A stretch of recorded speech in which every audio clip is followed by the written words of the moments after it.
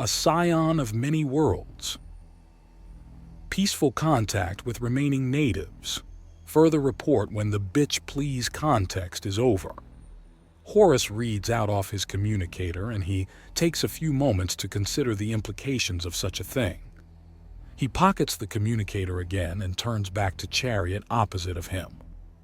"A bitch please context?" she asks. "I think he meant contest. Must have hit the wrong button on the touchscreen." Horus notes casually. "What do you think? A few more shakes?" "You guys got everything already," the Welshman says as he dangles upside down in both Horus's and Chariot's grip.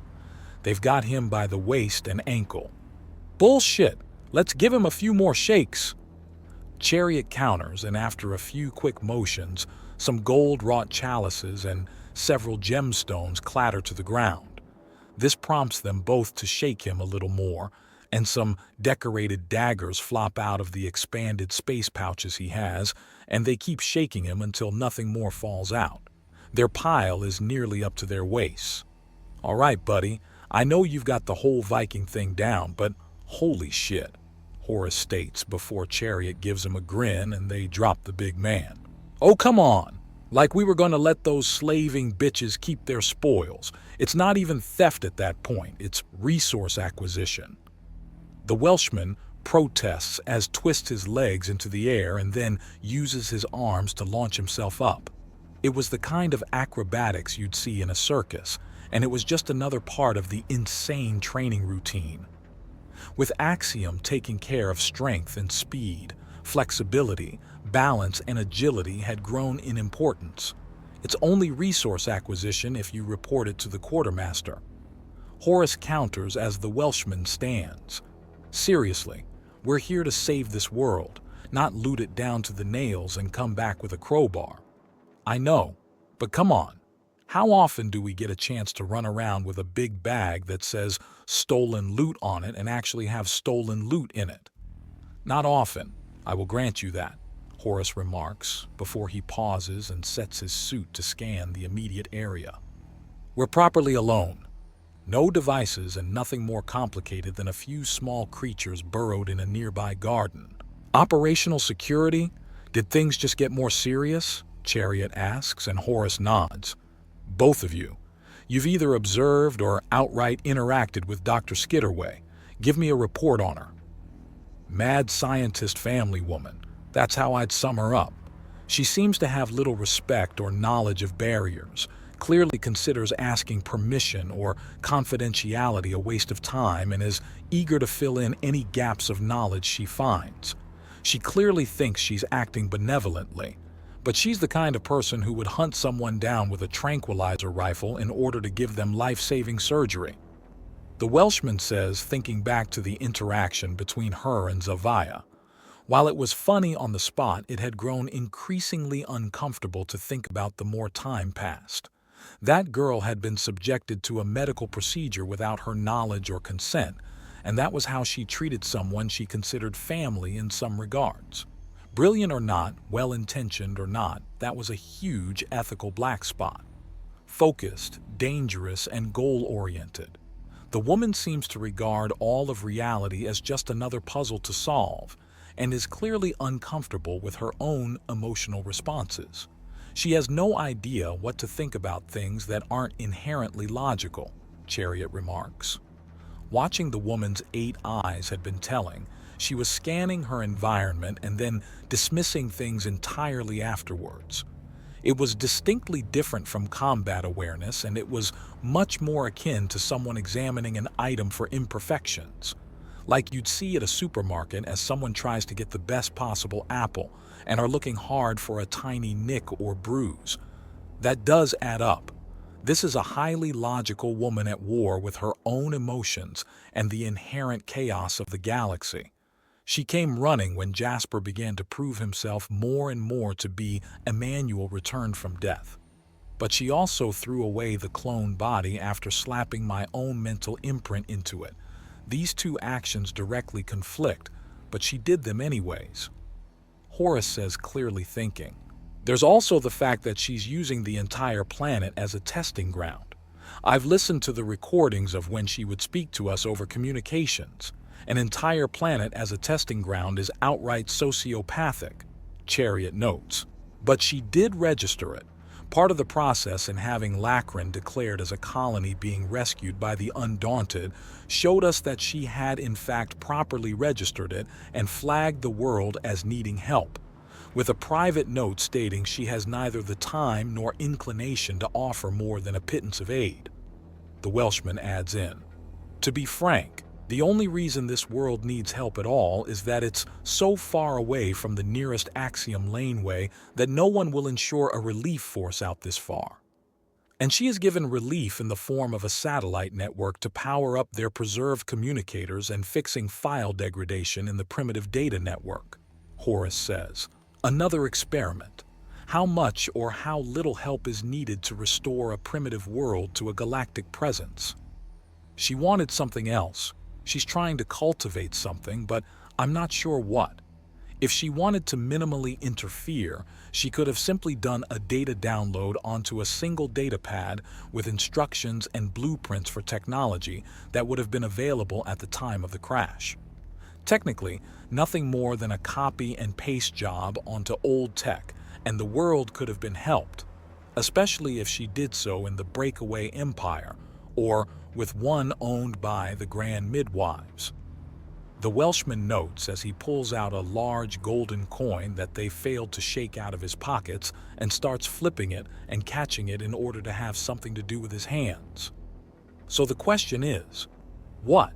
Horace asks. Perhaps asking me would be preferable, Dr. Skidderway herself asks, and then finds herself facing a small wall of weapons wielded by paranoid super soldiers in power armor.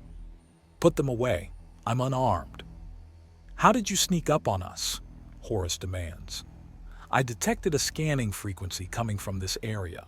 I didn't want to taint whatever may be happening, so I approached. You didn't sense me coming due to the signal muffling weave in my coat." "Why would you even have electronic stealth technology in your coat?" Chariot asks. "I'm at the bleeding edge of communication and sensor technology, young lady. Many of my experiments would be tainted if the numerous small devices I carry on myself were to be detected by the sensor arrays and give bad data. So I wear a special protective weave that blocks such things. After your initial scan, you could have kept up a life sign scanner and seen me coming, but my technology would have still been muffled." "Wouldn't that block your communicator?" Horace asks right away. It seems like a strange gap to have with the piece of technology being so ubiquitous. The name embroidering is acting like a receiver. I can get information, but for information to be taken from my communicator, I have to remove it from its pocket. She answers, "Now then, you were discussing my own intentions on this world prior to sending my son. We're trying to figure you out. Are you an immoral scientist? Are you a danger to this world and its people? Where are your limits for experiments? As a group, we, the Undaunted, have seen a lot of horror in the galaxy already. Many of these horrors could only have come to be through meticulous pursuit of terrible and terrifying observations with the scientific method. And you need to know if you need to protect this world from me," Morgana states plainly. "Yes, I can't make sense of your motives and can't figure out what your goals are. Please tell me what they are," Horace says, and she nods. "My intentions on Lake Ran is currently uplift/rescue regardless of resources. Previously, it was to see exactly what the minimal interference and resources required for a lost colony uplift would be required. When I first came across Lacran, it was through a probe. I was wondering if the nest had simply been shattered and if the hull was still floating in space. To summarize, I was ready for either a salvage mission and a study of how the radiation from the local stars would affect the metallurgical composition of the ship, or an archaeological dig where I would get to observe the effects of an environment on a vessel never meant to remain as one. Either way, I would have learned something.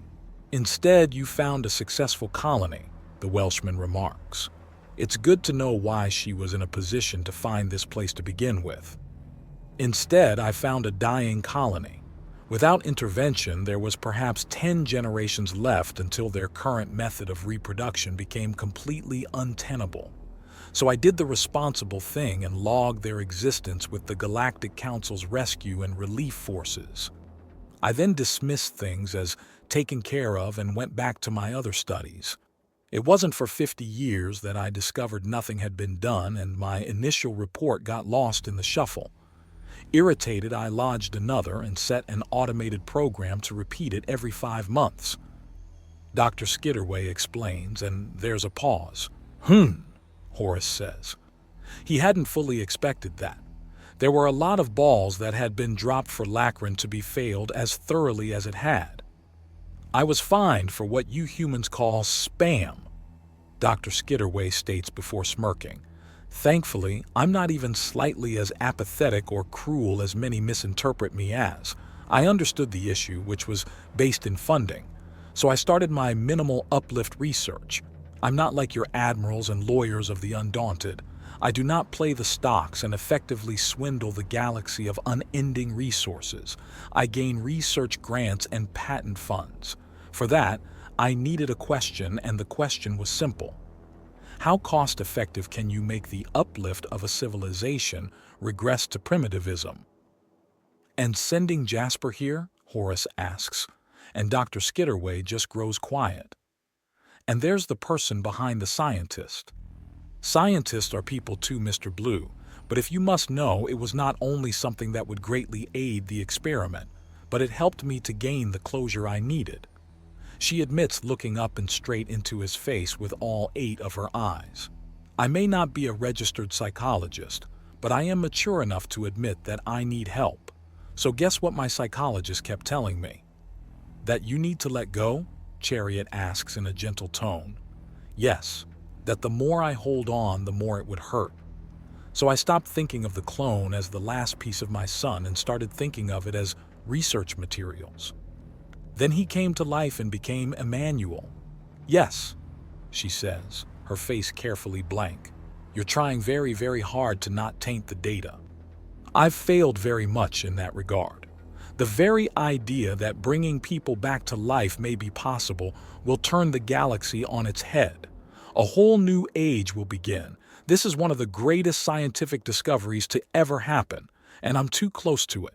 The very thing I've dedicated my life to, knowledge and understanding, is being thrown to the side because it's my son that's involved.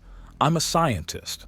I need to be impartial, but I cannot because it's my Emmanuel. She's in, the Welshman says with a grin. Pardon? Morgana asks. I know that look, that set of the neck, that twitch in the eye and clenching of the hand.